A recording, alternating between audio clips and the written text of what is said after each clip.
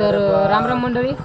तर आपला आजचा व्हिडिओ खूपच महत्त्वाचा होणार आहे, कारण आत्ताच आम्ही नाईटला एक असा साप रेस्क्यू केला आहे जो भारतातला 1 नंबरवरती येतो विषारी सापांमध्ये. त्याचं नाव आहे मण्यार. आणि खास करून शेतकऱ्यांना या सापांपासून खूपच सावध राहायची आवश्यकता आहे, कारण हा साप जास्तीत जास्त रात्रीलाच निघतो.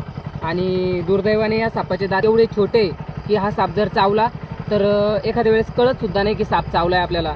आणि याचे जे साप चावल्यावरती जे डान्स फक्त पोटात वगैरे दुखतं, तर जास्त काही समजून येत नाही. त्यामुळं हा साप महाराष्ट्रातील 4 सापांमधला साप आहे, विषारी सापांमधला. तर या सापाची ओळख करून देतो. याच्यापासून 100% सावध राहा.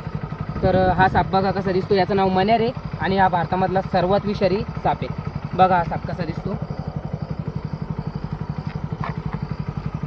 जवळून जवळ जे माझ्याकडे